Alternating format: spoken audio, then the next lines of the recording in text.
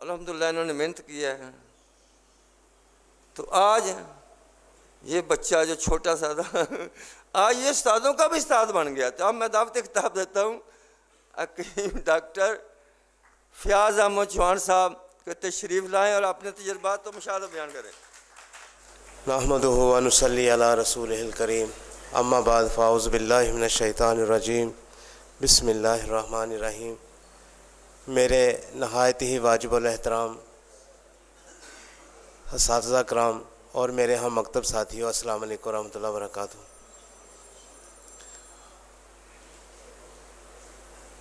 आज उस मोहसन इंसानियत का दिन मनाया जा रहा है जिन्होंने अपना दिन रात, साबर साहब जिनका नाम है, इंसानियत के लिए अल्लाह ने उनको ऐसे था जैसे वक्फ़ कर दिया हो। आज उनके नाम लेवा अल्हम्दुलिल्लाह अल्लाह ताला इनके हाथ से भी ऐसा ही काम ले जिस तरह साबर साहब से लिया था। आप दोस्त अहबाब के सामने मुख्तसर एक वक़्त के लिए मैं हाज़िर हुआ हूँ। साहब कह रहे हैं कि जल्दी होना चाहिए, लेकिन मैं अपना एक मौक़िफ़ आपके सामने रखता हूँ। वो ये है कि मैं उस्ताद मोहतरम शबीर अहमद राना साहब के पास 2 साल तक पढ़ता रहा, उनके पास ही रहा। ये उनकी मेहनत और कावश और सिलसिला है कि मैं आज आप लोगों के सामने खड़ा हूँ। तो मुख्तसर ये है कि जो लोग, मेरी हमेशा स्टेज पे यही बात होती है कि आपने तशख़ीस साबर रहमतुल्लाह अलैह की जब पढ़ लेंगे तो आपको एलोपैथी जो तशख़ीस के आलाकार हैं उनकी ज़रूरत तक नहीं पड़ेगी। कैसे? साबर साहब एक छोटा सा मौजू लेके हाज़िर हूँ, मुख्तसर बात सुनेंगे, तवज्जो देंगे। साबर साहब अपनी किताब अमराज़ो अलामात, इसका किताब का नाम है अमराज़ो अलामात, सफ़ा 170 सफ़ा 171, ये 2 सफ़ों के ऊपर साबर साहब एक मुख्तसर तशख़ीस करते हैं। एक साबर साहब अपनी अलामत को बयान करते हैं, कहते हैं याद रखें आप मुआलिज हैं और आपके ज़हन के अंदर ये कतई तौर पर नहीं, डॉक्टर कहता है कि हार्ट अटैक हुआ था, आपको क्यों नहीं पता कि हार्ट अटैक हुआ था? आपको भी पता होना चाहिए। साबर साहब कहते हैं ऐसी मुख्तसर तशरीह करते हैं, ऐसी मुख्तसर 3 अलामतें बताते हैं, 3 अलामतें, ज़्यादा भी नहीं बताते, लेकिन वो ऐसी जानदार है कि वो जो बंदा जिसको तकलीफ़ है वो एक उंगली, एक नुक्ता रखे, एक नुक्ता के मुझे यहाँ पे दर्द होती है, और साबर साहब का जो मानने वाला है, पढ़ने वाला है, मुतालिया करने वाला है, और उसको ये पता ना चले कि यार इसको दर्द किस चीज़ का है। साबर साहब रहमतुल्लाह अलैह, ये एलोपैथी के जो आलाकार हैं ना, लोग हमेशा उनकी ही तशरीह को तशरीह समझते हैं और उनकी अलामात को अलामात समझ के हमें धोखा देते हैं। याद रखें साबर साहब रहमतुल्लाह अलैह ने हमें वो दिया जो वो कभी ज़िंदगी में नहीं दे सकते। क्या है? मैं आपके सामने एक छोटा सा लफ्ज़ पढ़ देता हूँ। साबर साहब कहते हैं कि दिल के अमराज, दिल के अफ़ाल सिर्फ 3 हैं। कितने हैं? सिर्फ 3। इसके अलावा कुछ अफ़ाल नहीं है। कहते हैं तहरीक हो, दिल में तहरीक हो, तो तहरीक में क्या होता है? सुकेड़। क्या होता है? खुश्की, सुकेड़। लेकिन साबर साहब कहते हैं ये उज़लाती साबी तहरीक में होता है। किस में होता है? उसके साथ सिर्फ 2 अलामतें बयान करते हैं, दर्द और जलन। क्या बयान करते हैं? दर्द और जलन। साबर साहब अपनी किताब अमराज़ो अलामात के अंदर दूसरी जगह पे लिखते हैं, सफ़ा 186, सफ़ा 186, सफ़ा 182, यहाँ से भी मिल जाएगा, वहाँ से भी मिल जाएगा। कहते हैं कि जब उज़लात के अंदर तहरीक होती है तो 3 अलामात आप अपने दिमाग में जगह बैठा लें और उन 3 अलामात के साथ एक चौथी चीज़ को शामिल कर लें। कोई बंदा, आपको दुनिया का कोई मर्ज़ हो, उसकी मैं मिसालें आपके सामने 2-2 रखूँगा, वक़्त नहीं दूंगा आपका ज़्यादा, चूँकि आप माशाल्लाह थक गए हैं, बैठ गए हैं सारा दिन। माशाल्लाह आपने साबर साहब का माशाल्लाह बहुत कुछ सुना, बहुत कुछ मिलेगा, लेकिन एक मुख्तसर कहते हैं साबर साहब, जब भी उज़लात में तहरीक होती है, जब भी उज़लात में तहरीक होती है तो कहते हैं कि 4 जगह, सिर्फ़ और सिर्फ 4 जगह ही मुतासर होती हैं। शर्की अलामात के अंदर बयान करते हैं, कहते हैं 4 अलामात ही 4 जगह पे आपको मिलेंगी, बाकी जिस्म उसकी वतासत से मुतासर हो सकता है, ये नहीं कि नहीं हो सकता, हो सकता है, लेकिन कहते हैं मैदा, कल्ब व शुश, मैदा और जोड़, कितनी चीज़ें हो गई? 4। मैदा, जोड़, कल्ब व शुश, यानी 4 चीज़ें। और इन चारों के साथ सिर्फ और सिर्फ रिया, कहते हैं रिया को शामिल कर लो, आपको सभी समझ आ जाएगी कि कौन सी अलामत है। मरीज़ मेरे पास आता है, मैं आपको सामने एक रखता हूँ ताकि मैं अपनी बात को मुकम्मल कर सकूँ। साबर साहब कहते हैं मैंने ये याद किया, ये चारों अलामत मैंने याद की, कल्ब शुश, मैदा और जोड़, ये 4 अलामत ऐसी हैं जिनके साथ बंदा उज़लात की तहरीक को फटाफट पहचान जाता है। चौथी आखिरी 5वीं चीज़ को साथ स्टैंप लगाते हैं, कहते हैं रिया का होना, पेट के अंदर रिया का होना। जो रिया हो जाती है, हवा हो जाती है जिस बीमारी के अंदर। एक मेरे पास मरीज़ आता है, कहता है हकीम साहब मुझे डॉक्टरों ने बोला कि मेरा जो दिल है ना वो सिर्फ़ और सिर्फ 15-16% काम कर रहा है। अब मेरे से आप अकेला सफ़र ना करें, 4 पैसे नीचे कदम ना रखें, कोई बंदा हमेशा साथ रखा करें। मैंने बोला ठीक है। जब उसने अपनी अलामात बताई, मैंने उसकी अलामात को नोट किया, कागज़ के ऊपर लिखा, तो उसने बोला मेरे पेट में हवा गैस होती है, मुझे सांस चढ़ जाता है, मुझे थकन हो जाती है, मेरे सीने में दर्द होती है। क्या बुलाया? 4 अलामात आपके सामने रखी। मैं उस मरीज़ को क्या देता हूँ?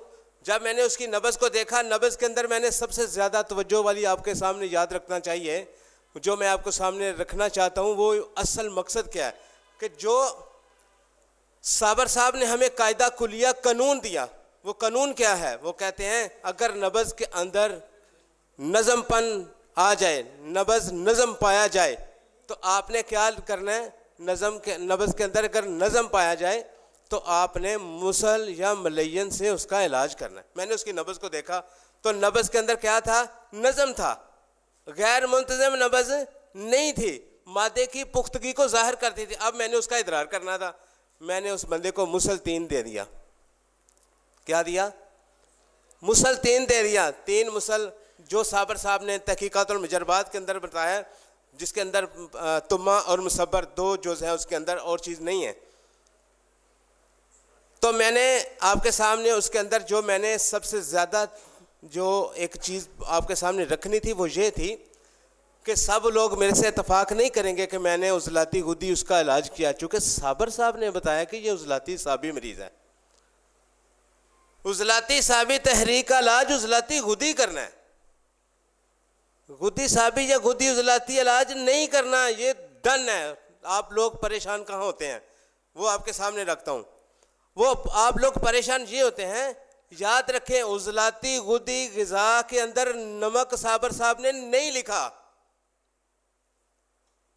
जब आप किसी मरीज का 3 नंबर इलाज करेंगे उसमें नमक नहीं शामिल करेंगे। अगर नमक शामिल करेंगे आप नाकाम है, साबर साहब नाकाम नहीं है, डन है, याद रखेंगे। जब कभी आप किसी मरीज को उज़लाती गुदी दवा देंगे, उज़लाती साबी दवाई देंगे, उसमें नमक शामिल नहीं करेंगे तो ब्लड प्रेशर ठीक हो जाएगा, दिल की दर्द ठीक हो जाएगी। नमक डालेंगे उसके असरात कम हो जाएंगे। याद रखें नमक खुश्की के असरात को तोड़ देता है। ये आपके सामने तहकीक रखने का मकसद है। मैंने अपनी ज़िंदगी सारी 29 साल प्रैक्टिस आपके सामने रखता हूँ, मैंने नमक नहीं दिया, मुझे हज़ारों कामयाबियाँ मिली अल्लाह के फजल से। और आपके सामने यही रखता हूँ, उज़लाती गुदी उज़लाती साबी में क्या नमक शामिल करेंगे कभी बीपी डाउन होगा? नहीं होगा। ऐसे मरीज़ का जहाँ पे आपने ऐसे मरीज़ जो डॉक्टर के हर वक्त मुसलसल ऐसी नाकामी है उनकी कि पूरी ज़िंदगी की दवाई देते हैं। कौन सी देते हैं? पूरी ज़िंदगी की दवाई देते हैं। कहते हैं आपने ये आपके सांस के अंदर सांस रहे, खाना खाओ ना खाओ, दवाई आपने खानी नहीं तो मर जाओगे। यार हम कहते हैं अल्लाह का शुक्र है हम साबर साहब के मानने वाले हैं, साबर साहब की तबाह करते हैं, साबर साहब के कुनिये को फॉलो करते हैं। तो हमने क्या करना है? हमने साबर साहब के कायदे कुलिये को मान के मैंने जब उसको 3 मुसल दवाई 3 हफ्ते के लिए मैंने उसके वक्त मांगा, 3 हफ्ते बाद वो बंदा अब क्या करता है, पट्ठे डालता है, कई बांधा है, मुशक्कत कर रहा है। क्यों? मैंने उसका कायदा कुलिये से इलाज किया, 3 मुसल दवाई दी, किस वक्त दी यह भी याद रखें। वे भी एक कुलिया आपके सामने रख देता हूं सिर्फ आप लोगों के लिए। याद रखें, ये वक्त का तयन, दवाई कब देनी है, साबर साहब अपनी किताब मुबादिया तिब के अंदर लिखते हैं, ऐसा कुलिया बयान करते हैं, आपके सामने रखता हूं। कहते हैं वक्त को तकसीम कर लो। कितने घंटे होते हैं? 24 घंटे को आपने तकसीम कर लेना है। मैंने मरीज को सुबह खाली पेट दवाई दी। क्या दिया? सुबह खाली पेट मुसल खाने के लिए दिया। सारे अतिबा हज़रात मुसल रात को सोते वक्त देते हैं। सारे मुसल जितने हैं सभी लोग कब देते हैं? रात सोते वक्त देते हैं। सभी मुसल सोते वक्त नहीं देने। सभी मुसल मैंने अपनी प्रैक्टिस की लाइफ की जिंदगी के अंदर आपके सामने तजर्बा करके रख रहा हूं। मेरी बात की तरफ तवज्जो दें। जहां आपको कोई कमी पेशी हो, प्रॉब्लम हो, मैं आपके साथ हाजिर हूं। राब्ता करें, पूछ लें कब क्या, मैं आपके सामने रखता हूं। मकसद ये है कि आप तालिब इल्म मेरी तरह के तालिब इल्म हैं, मैं भी तालिब इल्म, मैंने जो सीखा, मैंने जो पढ़ा, मैं आपके सामने रखता हूं। मुसल 3 कब देना है? खाली पेट। कब देना है? सुबह देना है। रिजल्ट देखें उसका। एक ही गोली देनी है सिर्फ। आपकी दवाई मामूली दवाई नहीं है, आपकी दवाई देने का पता हो कब देनी है। याद रखें, मुसल 5 आपने 4 बजे शाम को देना है। जब तक मुसल 5 दिल खराब ना करे, अपना अमल ही नहीं करता। मुसल 5 जब तक दिल खराब ना करे, वेनों के अंदर रुके हुए फासद मादे अखराज ही नहीं करता। मुसल 4 आपने रात को सोते वक्त देना है। मुसल 1 आपने दोपहर को देना है। मुसल 2 आपने सहरी देना है। अगर कोई मरीज सहरी उठता हो तो उसको सहरी के वक्त दें। ये 6 मुसल मैंने आपके सामने रखे हैं, तजर्बा मुशाहदा करके रखे। मैं आपके सामने आइंदा ज़िंदगी दोबारा अल्लाह ने रखी तो दोबारा आपके सामने रखूँगा। जैसे ये मरीज़ मेरे पास आता है, 3 हफ्ते का टाइम है, अब वो क्या कर रहा है? सारे काम अंजाम दे रहा है। कोई डॉक्टर के पास जाता है, कहता है अब आपका दिल ठीक है, आपके दिल को अब कुछ नहीं है, दवाई कितनी बची? 3 टाइम दवाइयाँ पुड़ियाँ बना बना के इतने मोटे पुड़े मैंने नहीं दिए उसे। कितनी दवाई दी है? सिर्फ दाल के दाने जितनी दवाई। 4 रत्ती से दवाई मैंने कभी ज़्यादा मरीज को देने की कोशिश ही नहीं की। कब दी? सुबह के वक्त खाली पेट दी। याद रखें। इसी तरह साबर साहब, एक छोटा सा नुक्ता और आपके सामने रखता हूँ। साबर साहब कहते हैं जब गुद्दी तहरीक होती है, गुद्दी उजलाती तहरीक होती है, तो दिल की कवाड़ें मुतासर होती हैं। दिल के अंदर जो कवाड़ें हैं, कवाड़ें से मुराद दिल के जो वॉल्व हैं, वहाँ के अंदर जो तहलील आ जाती है, जिसकी वजह से मरीज़ के अंदर परेशानी आती है। ये डॉक्टरों के जो मुख्तलिफ नाम हैं, एंजाइना है, कार्डोमायोपैथी है, अरीदमिया है, आप इनके नाम सुन के कभी परेशान ना हो। साबर साहब को फॉलो करें। साबर साहब कहते हैं गुद्दी उजलाती तहरीक, जब गुद्दी उजलाती तहरीक होती है तो मरीज़ को खफकान होता है। क्या होता है? खफकान होता है। मरीज़ चल नहीं सकता, उसका दिल बैठता है। क्या होता है? खफगी महसूस करता है। क्या होता है? इसके अंदर सबसे बड़ी एक अलामत है। साबर साहब इसके अंदर अलामत लिखते हैं, सफ़ा 182-86 आपके सामने मैंने सफ़ा भी इसलिए रखा, किताब का नाम अमराज़ो अलामात है। साबर साहब कहते हैं कि जब गुद्दी तहरीक होती है तो हलक, गले, अबा, अंतड़ियाँ, छोटी अंतड़ियाँ, सबसे ज़्यादा गुद्दी तहरीक में कौन सी चीज़ मुतासर होती है? छोटी अंतड़ियाँ। और सबसे टिपिकल अलामत, सबसे टिपिकल अलामत पेशाब में जलन। कहाँ पे होती है? पेशाब में जलन। मरीज़ जो ग़िज़ा खाने के बाद चल ना सके, कहता ग़िज़ा खाने के बाद अब मैं चलूँ तो मेरे सीने में दर्द आती है, मेरे कंधों में दर्द जाती है, मेरे बाजू में दर्द जाती है। अब जब मैं बैठ जाता हूँ, थोड़ी देर के लिए रेस्ट कर देता हूँ, तो अब मेरी दर्द ठीक हो जाती है। देखे साबर साहब ने हमारी रहनुमाई की कि नहीं की? और यहाँ पे जो अलामात बंदा लिख के अपना इलाज मुआवजा, खुद हकीम हजरात इलाज मुआवजा ना कर सकें, अपनी अलामात को साबर साहब की अलामात से टैली करके इलाज किसी को ना तजवीज़ कर सकें, यार उसको मुआलज होना चाहिए। क्या साबर साहब ने किसी चीज़ में कमी छोड़ी है कि जहाँ पे एलोपैथी दवाई इस्तेमाल करते हैं? मैंने अतिबा कराम की अद्वियात में एलोपैथी दवाइयाँ देखी हैं। फिर तिब यूनानी की अद्वियात में कोई दवाल मिस्क दे रहा है, खमीरा गौज़बान दे रहा है। भाई तशख़ीस करें, जहाँ जिस चीज़ की ज़रूरत है वहाँ पे देने की कोशिश करें। साबर साहब ने ऐसे पैरामीटर्स हमें दे दिए हैं कि कोई बंदा ये कहे कि जब नब्ज़ मुंतज़िम है तो मलयन मुसल दवाई देनी है, गैर मुंतज़िम है तो अपनी शदीद महरक दवाई देनी है, पुरानी बीमारी है तो आपने क्या करना है, अक्सीर दवाई देनी है। ठीक है, तो जब किसी चीज़ के अंदर वर्म बन जाए, कट आ जाए, तफरकुत साल आ जाए, ज़ख़म बन जाए, पीप पड़ जाए, पीप में बदबू पड़ जाए, फिर आपने तिरयाक दवाई देनी है। ये उसूल दिया साबर साहब ने। जैसे ही आप पीप ख़त्म करके, पीप से बदबू ख़त्म कर दें, ज़ख़म ठीक हो जाए, फिर आपने मुकवी दवाई देनी है। ये कायदा कुलिया हमें कहाँ से मिला? तिब यूनानी में है? कहीं मिलेगा? मुझे भी देना भाई, मुझे भी देना। साबर साहब ने दिया। मुबादियात तिब पढ़ के देखे, साबर साहब ने पूरे कायदे कुलिये हमें दिए, पूरे कायदे कुलिये, छोड़े नहीं दिए, बहुत दिए। गुदी तहरीक, साबर साहब कहते हैं सफ़ा 171-71, उसके अंदर साबर साहब लिखते हैं, कहते हैं कि जब गुदी उजलाती तहरीक होती है, खफगान होता है, याद कर लें, खफगान, खफगान कभी भी गुदी साहबी में नहीं होता, उजलाती गुदी में नहीं होता। साबर साहब ने स्टैंप लगाई है, कहते हैं कि ये गुदी उजलाती तहरीक के अंदर होता है। आपने इसको याद कर लेना है। दिल की 3 बीमारियां लिखते हैं, 3-4 बीमारियां नहीं लिखते। साबर साहब ने लिखा है, कहते हैं कि उजलाती साहबी, इंजाइना, दर्द, एंजाइना, सीने के अंदर दर्द, कॉर्नरी आर्टरी डिजीज, जितनी भी हैं, जितने भी शहने वरेनों के अंदर जो सुकड़ती हैं शरियाने, कहाँ पे होती हैं?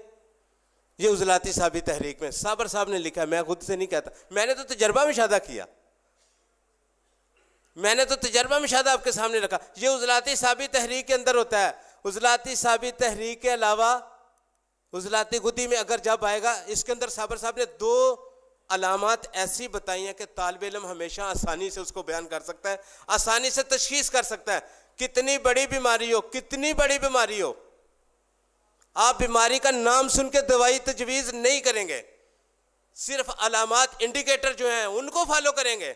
मैं आपके सामने रखता हूँ चंद एक झलकियाँ आपके सामने रखता हूँ। एक मरीज़ मैंने आपके सामने बयान किया। दूसरा मरीज़ सुने। मरीज़ कहता है जब मैं चलता हूँ, खाना शाना खा के मेरा पेट थोड़ा हैवी होता है, तो अब मेरे से चला नहीं जाता, फटाफट मेरे सीने में दर्द आ जाती है। दर्द किस तरह की होती है? साथ मेरा दिल कटता है। अब मैंने उसे बगैर कहने से उसे कह सकता हूँ कि अब आपके दिल के अंदर जो लेफ्ट वेंट्रिकल है, जो एरिकल है, अब उसके अंदर आपको कोई परेशानी आ रही, आप उसको लेफ्ट वेंट्रिकल की तरफ तवज्जो देंगे, फटाफट आपको समझ आएगी। इको करवा लें मेरी बात सुन के, ठीक है? और उसके अंदर 4 अलामात याद कर लें। साबर साहब ने बोला गले, हलक, अमा, अंतड़ियाँ, पेशाब में जलन, ये 4 अलामात। जलन उसके साथ डन है। जब तक जलन ना आए, गुद्दी उजलाती तहरीक मुकम्मल ना हो, पहले आपने क्या करना है? उसे मुकम्मल करना है। पहले क्या करना है? मुकम्मल करना है। उसूल सीख जाएं, आज कुछ लेके जाएं, कुछ कायदा कुलिया मैं आपके सामने रख रहा हूँ, तो तजर्बा मुशाहदा करके देखें। जब तक तहरीक मुकम्मल ना हो, साबर साहब हुमियात किताब के अंदर लिखते हैं, पहले उसी तहरीक को मुकम्मल करें, पहले उसी तहरीक को मुकम्मल करें। उसूल क्या दिया? यानी जो गुदी उजलाती तहरीक अभी मुकम्मल है, अब उसके गुदी उजलाती तहरीक दे, दवाएं सबज शदीद 4 दवाएं मैं दे के उसको घर भेज देता हूँ, मैं जाओ यार खाओ। उसके पेट के अंदर अभी हवा गैस बाकी थी, मैंने उसको सब्ज़ मिर्च और लहसुन वाले अंडे खाने के लिए दिए। अब वो मरीज़ मेरा क्या करता है? अब उसे बोला था डॉक्टर ने यार 3 वाल तो आपके बंद है, 1 चल रहा है, तो अब क्या वो मरीज़ को चलने देगा? दवाई छोड़ने देगा? नहीं छोड़ने देगा। दवाएं सब्ज़ शदीद 4 को याद रखें कब? जब आपके खाने के अंदर, जब पेट के अंदर हवा गैस हो और खाना ऊपर ही अटका रहे हो, खाने के बाद फटाफट सीने में दर्द आए, दर्द बाजुओं के अंदर जाए, कनपट्टियों की तरफ जाए, मरीज से चला ना जाए, मरीज वहाँ पे ठहर जाए, थोड़ी देर ठहरे, फटाफट उसकी दर्द तकलीफ कम हो जाए, ठहरने का, जो चीज़ तकलीफ हरकत से बढ़ जाए वो कौन सी होती है? हरारत वाली। जिस तकलीफ को हरकत करने से तकलीफ बढ़ जाए उसको क्या कहते हैं? हरारत वाली। साबर साहब कहते हैं ये कायदा कुलिया एलोपैथी में नहीं है, हम उसकी जो अल्फाज दे रहे हैं ना हमें, हम उसको भूल जाएंगे। हमें अपना पैरामीटर्स याद करना है, हमें किसी का याद नहीं करना। अब क्या, मैंने दवाई सबज शदीद चार दे के सबज मरचंडे खिला के, अब मैं उसके 2 हफ्ते के बाद दवाई दे के 15 दिन के बाद उसको दोबारा देखता हूँ। मैंने बोला यार आपने अपनी इको चेक करवाई है? वो कहता है इजेक्शन फ्रैक्शन जो है ना मेरी, अब पहले 3 थी, अब कितनी है? आज 55 है। अब मैंने बोला यार बात सुनो, आप तो कहते थे मैं चल नहीं सकता, मैं किसी तरीके से भी हरकत नहीं कर सकता था, अब कैसे हो? कहता है यार पूरे 1.5 साल के बाद, डॉक्टरों की दवाई खाने के बाद, अल्लाह गवाह इस बात का मैं आपके सामने रखता हूँ, कहता है 1.5 साल के बाद अब मैं अपनी जो ज़मीन थी मेरी, अब मैं उसके पास चक्कर लगा के आ जाता हूँ। कितनी कामयाबी मिली मुझे, किस वजह से मिली? इस मोहसिन इंसानियत जिसने हमें, साबर रहमतुल्लाह अलैह ने हमें ये कायदा कुलिया दिया। ये किताबें कभी पढ़ के तो देखें, जिन किताबों का मुतालिया तो करके देखें।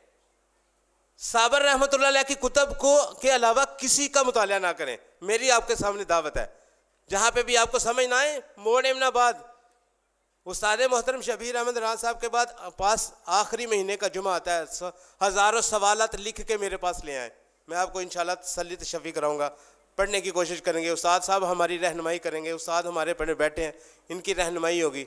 तीसरा बात, साबर साहब कहते हैं गुरूबुल कल्ब, तीसरी इसी 171 सफ़े के ऊपर लिखा हुआ है गुरूबुल कल्ब। आखिरी बात खारिज साहब, आपका वक़्त ज़ाया नहीं करेंगे, ठीक है? हाँ जी, सिर्फ ये क्या कहते हैं गुरूबुल कल्ब। वो गुरूबुल कल्ब साबी उजलाती होता है। साबर साहब लिखते हैं, मैं नहीं कहता। वो जिस मरीज को बैटरी डाली जाती है उसको क्या होता है? उसको क्या होता है? गुरूबुल कल्ब। उसकी नब्ज़ क्या होती है? कौन सी होती है? असाबी उजलाती। साबर साहब लिखते हैं, मैं नहीं कहता। मैंने तो इनको फॉलो किया और मुझे इतनी कामयाबियां अल्लाह ने दी। मेरे पास एक मरीज़ा आ जाती है, वो सीट पे बैठी है, आके बैठ जाती है, कहती है हकीम साहब मुझे पहले देखो, मुझे तकलीफ़ ज़्यादा है, मेरे सर में बड़ी शदीद दर्द है। मैंने बोला अभी बैठो, 2-3 मरीज़ और हैं, पहले मैं उनकी बात सुनूँ, आपकी बारी आएगी तो मैं आपको देखूँगा। कहती है पहले मुझे देख लें। मैंने बोला उससे थोड़ा झिड़का कि आप जाके बैठ जाओ, थोड़ा इंतज़ार करो, सब्र करो, अभी आप आई हैं। तो मैं थोड़ी देर के लिए उसको बैठाया, जब तो वो बेंच से धड़ल नीचे गिर गई, बेहोश हो गई। साबर साहब ने मुझे एक ऐसा कुलिया दिया है जो मैं आपके सामने रखता हूँ। सोज़ो शराम किताब है, सोज़ो शराम के अंदर दर्दों का बाब है। दर्दों के बाब के अंदर साबर साहब लिखते हैं, कहते हैं कि ऐसी दर्द जो बेहोशी तक चली जाए, ऐसी दर्द जो बेहोशी तक चली जाए, वो साबी होती है। क्या होती है? मैंने उस मरीज़ा को रोगन लौंग 3 नंबर रोगन, मैंने उसकी ज़ुबान के ऊपर एक कतरा डाला, अब वो होश में आ गई। उसके माथे के ऊपर लगाया, थोड़ी देर के लिए बैठी। मैंने बोला अब दर्द कितनी है? कहती है अल्हम्दुलिल्लाह दर्द ठीक है। मैंने रोगन की शीशी भर के अब उसको दी कि ये कैप्सूल खाली, साथ को दिए कि जब आपने सुबह दोपहर शाम इसको खाना है तो खाने के फ़ौरन बाद आपने क्या करना है कि ये कैप्सूल के अंदर 2 कतरे डाल के इस रोगन के आपने खाती रहना। दवाई तशखीस करके मैं उसको भेज दिया। वो अब 15 दिन के बल्कि 20 दिन के बाद जब वो तेल ख़त्म होता है ना, तब मेरे पास आती है और आके कहती है हकीम साहब आपने मुझे कैसी दवाई दी है कि मुझे तो तकलीफ़ सर दर्द की थी नहीं, वो तो मुझे आर्जी हुई थी, ठीक है, लेकिन मुझे एक तकलीफ़ ऐसी थी कि मुझे ऐसे लगता था जैसे मेरा दिल डूब के नीचे बैठ गया। इसको कहते हैं गुरूबुल कल्ब। कहती है वो उस दिन से दोबारा मुझे तकलीफ़ नहीं हुई।